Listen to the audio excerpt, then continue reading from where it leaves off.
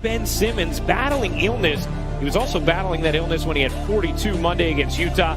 So Matisse Thybulle slides into the starting lineup for Philadelphia as the Sixers win the tip and control. House hits the three, and Houston 3 of 4 from downtown to begin this game.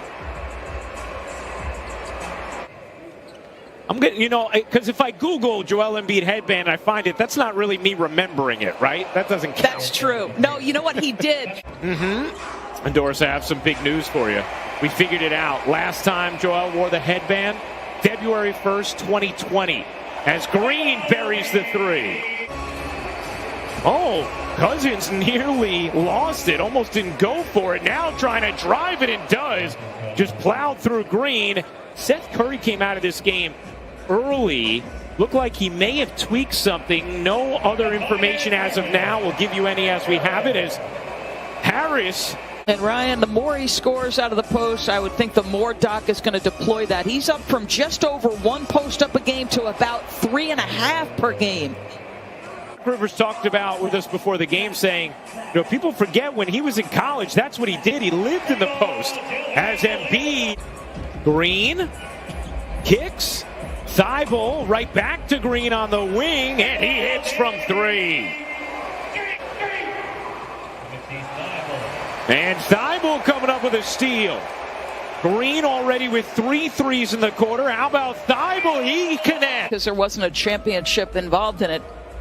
You think about the margin between winning and losing, and go back to the series where it's the hamstring of Chris Paul. And Joe, the other member on the floor for the Sixers 5, and beat out with 2 fouls as Harris turns. 6'7", right? He's got excellent size, Ryan. Another turnover from Houston. Here comes Isaiah Joe leading Thybulle, who lays it in.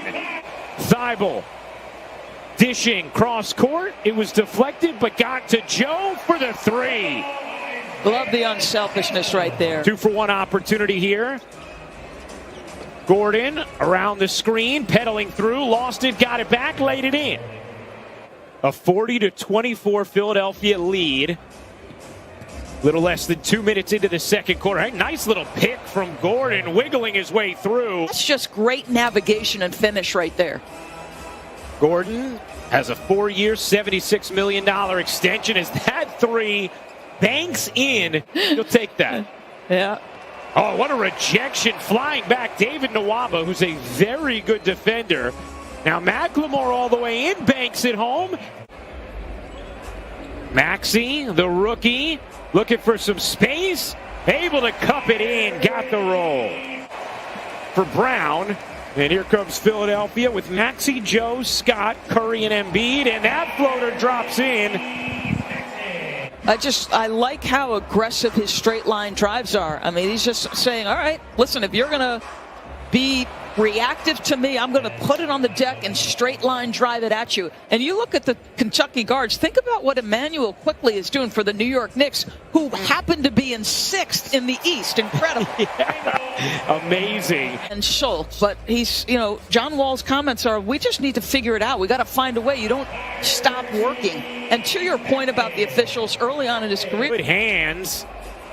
Nearly had it stolen. Korkmaz hits the 3. Philadelphia have 10 assists, only 1 turnover.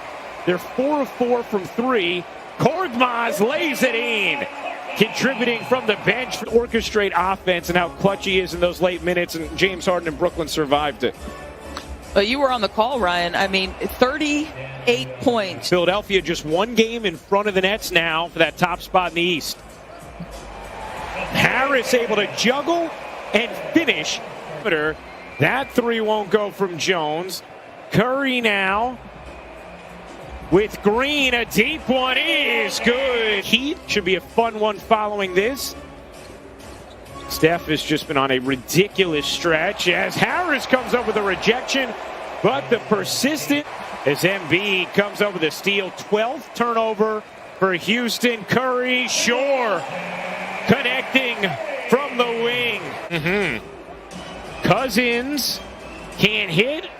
Rebound Philadelphia. Final seconds of the half. Curry, you bet. 6 rebounds for Embiid.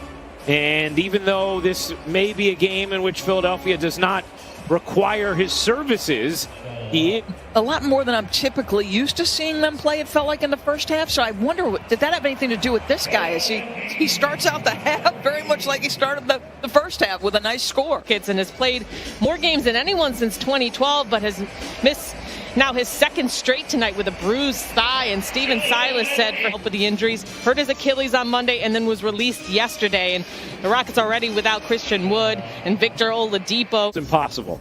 Oh, that reporting by Cassidy about, you know, the number of Embiid, that exaggerated ball fake. Shot clock at 2, fading away and hitting. String together a 6 to 8 point burst here. Try to get some pressure on this team. Nice strip. Yeah, Tate comes up with a steal, leans in and finishes in transition. Ball out of bounds play. There is nothing that will frustrate a coach more than that. Like, you got to know the sets, where you're supposed to be. A good shooter himself, but it has not been easy always for him this season, has it? Yeah, he's looking fluid tonight, but Seth, just like Jason Tatum recently said, he's been sluggish. Even Doc Rivers said there's been moments where it's looked like he's had energy and then the next he doesn't. I asked Seth what his experience was like when he tested positive season workouts, but unfortunately it's mid-season now. And Ryan DB, we're still learning about the long-term effects of this virus. Talked to a lot of guys. 59.5% from 3. Obviously, you know, there was going to be a regression to the mean there at some point, but then post-COVID entering this game under 10 points. Seth Curry, who has been just a major factor on this 76ers team, driving through and pizza pies it in. Houston has done a better job just getting a little closer in this third. Wow, how about the footwork? Yeah. Wow. Sort of marveling at the ease with which the game comes to Nikola Jokic. Different game entirely for Joel Embiid, but similar ease about it. Just ball fakes of MJ, and the footage is incredible. You know, quarter winding to a close. The spin from Tate, and how about that nimble finish? Other guys picked him up, and then he's had stretches of dominance himself. But this is the end, to me, that they've got to get tighter on. So they're still searching for answers in that second unit.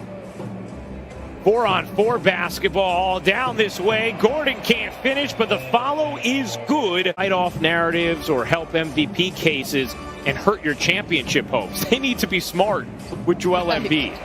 Right. I think Doc Rivers has been around. Doesn't have a field goal in the last 8+ minutes of action.